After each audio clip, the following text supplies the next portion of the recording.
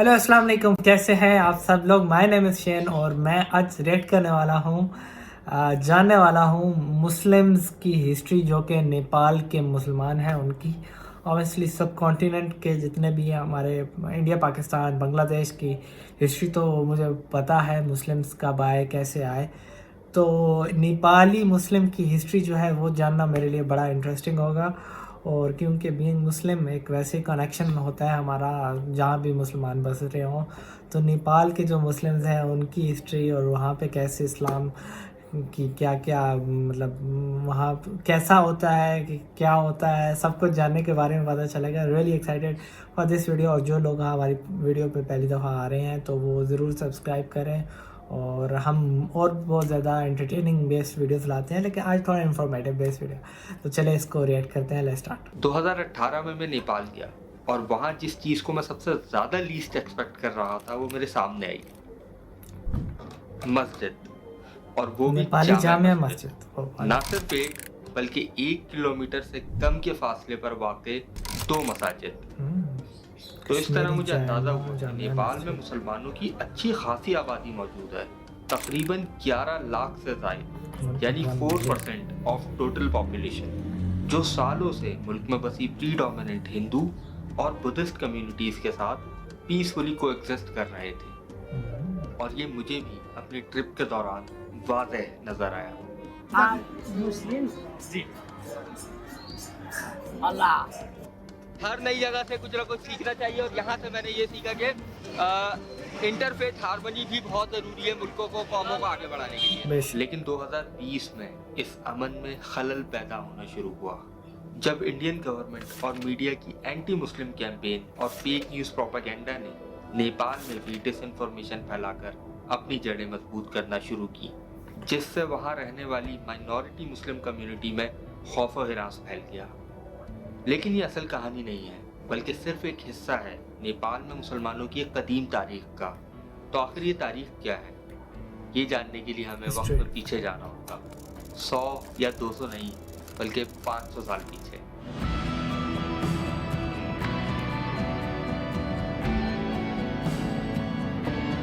बड़ी प्यारी मस्जिद।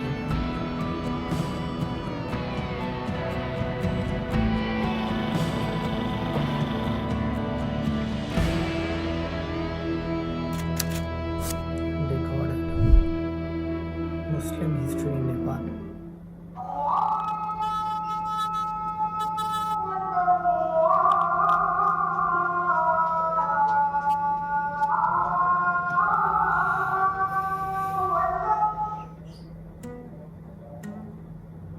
बुनियादी तौर पर नेपाल में मुसलमान 4 रीजन से आए हैं। कश्मीर से आए हुए कश्मीरी मुस्लिम्स, नेपाल और इंडिया के बॉर्डर पर वाक़ तेराई रीजन से आए हुए मदेशी या हिंदुस्तानी मुसलमान, तिब्बत से आए हुए तिब्बतियन मुस्लिम्स, और सेंट्रल एशिया से आए हुए अफगान मुसलमान।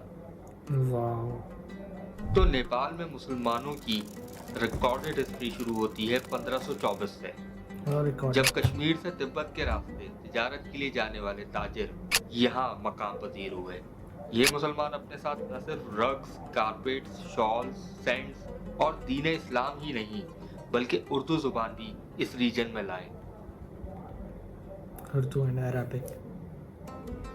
और यहाँ आकर इन्होंने ये 500 साल पुरानी मस्जिद तामीर की, जिसे आज हम पंच कश्मीरी तकिया या कश्मीरी जामे मस्जिद के नाम से भी जानते हैं।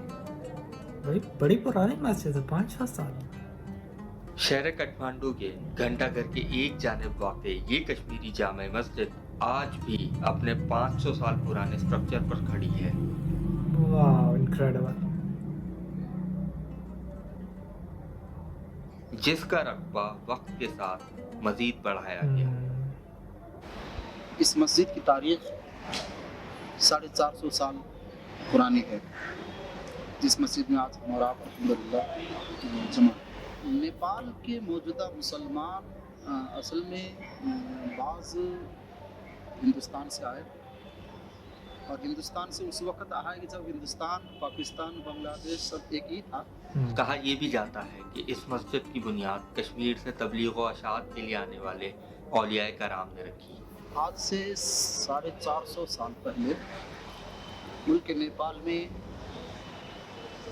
मुसलमान कलमा गो नहीं थे, और हज़रत सैयदना शाह मिस्कीन रहमतुल्लाह अलैहि व हज़रत सैयदना शाह ग़ियासुद्दीन रहमतुल्लाह तआला अलैहि, सूफी ये इनके तशरीफ़ आवरी के बाद अल्हम्दुलिल्लाह यहाँ दीन का परचम बुलंद हुआ।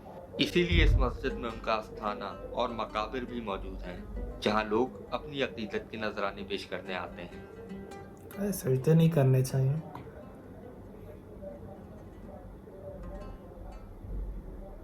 घंटाघर के दूसरी जानिब वाक़ है एक और जामा मस्जिद, जिसे नेपाली जामा मस्जिद के नाम से भी जानते हैं।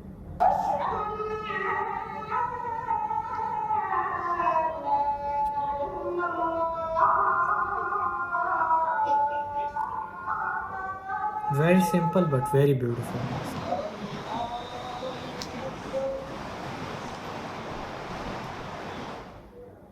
नेपाल में आने वाले दूसरे मुसलमान ग्रोह का ताल्लुक हिंदुस्तान से है, जो तेराई बेल्ट जो इंडिया और नेपाल के बॉर्डर पर वाक़ है, और यहाँ ज़्यादातर इंडिया की बिहार स्टेट का इन्फ्लुएंस है।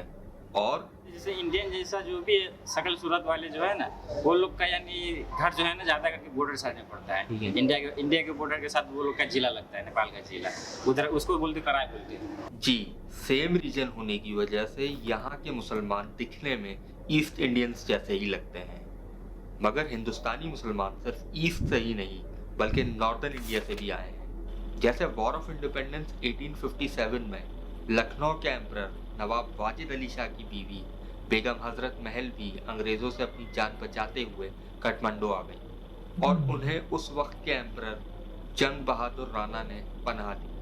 न सिर्फ ये बल्कि हिंदुस्तान के आखिरी मुगल बादशाह बहादुर शाह जफर की एक खास दरबारी भी अंग्रेजों से बचते बचाते यहाँ, और ये दोनों हजरात नेपाली जामे मस्जिद ही में सुपुर्द खाक हुए।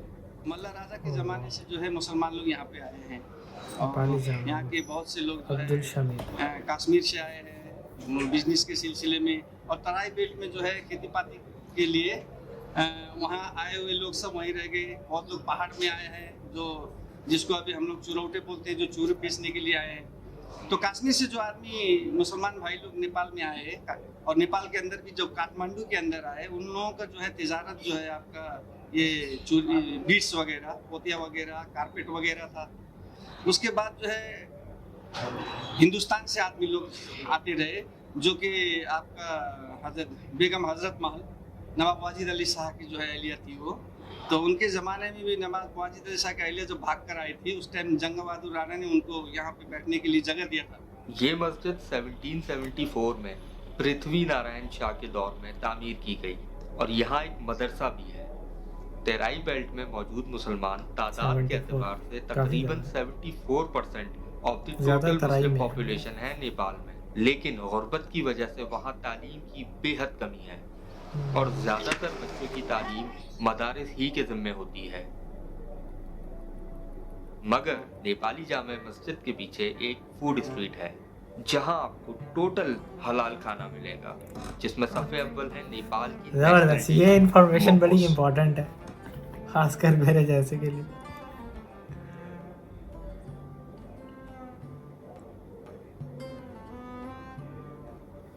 और मोमोज की हिस्ट्री जाकर मिलती है तिब्बत से, जहां से मुसलमानों की नेपाल में पाई जाने वाली तीसरी कम्युनिटी ताल्लुक रखती है। नेपाल में रहने वाले ये मुसलमान 1949 में आने वाले चाइनीज कम्युनिस्ट रेवोल्यूशन के बाद यहाँ माइग्रेट कर आ गए।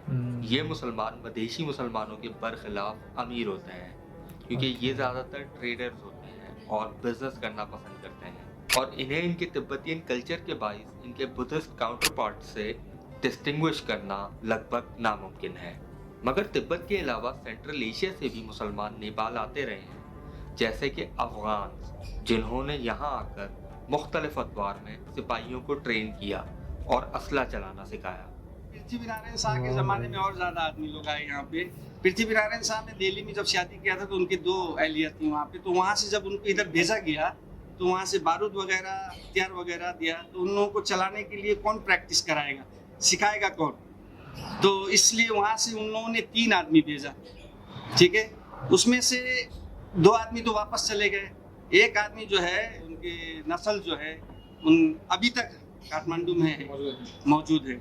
और इतनी रिच हिस्ट्री के दौरान मुसलमानों को नेपाल में कभी किसी मुश्किल का सामना नहीं करना पड़ा। अल्हम्दुलिल्लाह मुल्क नेपाल में अल्लाह का बहुत बड़ा फजल है मुसलमानों पर कि यहाँ पर किसी किस्म का इंतशार और किसी किस्म की परेशानी मुसलमानों के साथ नहीं है।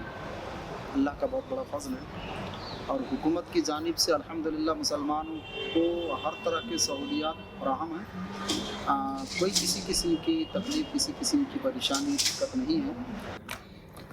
That is wonderful knowledgeful video और आपको भी बहुत कुछ पता चला होगा और मुझे भी बहुत कुछ जानने को मिला इस वीडियो में। और सबसे स्पेशल बात के नेपाली मुस्लिम्स के बारे में, तो नेपाली मुस्लिम्स हमारी इस वीडियो को जो भी देख रहे हैं ज़रूर डू लेट मी नो कि आप वहाँ नेपाल से देख रहे हैं और हमारे चैनल को सब्सक्राइब करें। तो भाई ये तो एक बात जो है वो हमने ख़ुद भी नोट की है कि नेपाल में एक बहुत ज़बरदस्ती किस्म के लोग हैं, मतलब रिलीजन पे कम से कम वो दंगे फसाद नहीं होते लाइक पाकिस्तान और इंडिया, जहाँ के रिलीजन को ही बहुत क्रिटिकल एक नज़र से देखा जाता है और बहुत ज़्यादा मसले मसाइल होते हैं। तो that's really positive from Nepali Nepali community. उनका बहुत अच्छा से यहाँ पे बताया जा रहा है कि रिलीजन प्रैक्टिस करने के लिहाज से, उनकी एजुकेशन के लिहाज से और उनके रहन सहन के लिहाज से उनको कोई मसला नहीं है। तो और हिस्ट्री के बारे में जो कि आई डोंट थिंक सो पहले किसी ने इस रिलेटेड वीडियो बनाई हो। तो ये आपको वीडियो होपफुली अच्छा लगा होगा और ये वीडियो स्पेशल कहीं से मैंने ढूंढ के निकाला है। तो इसी तरह के मज़े के वीडियोस आप ज़रूर सजेस्ट करें, उनको रिव्यू करेंगे, उनको रेट करेंगे आपके अपने कंट्री के बारे में, कल्चर के बारे में। तो ज़रूर do let me know in the comment section. आज के लिए इतना ही, मिलेंगे नेक्स्ट वीडियो में। टेक केयर एंड अल्लाह हाफिज़।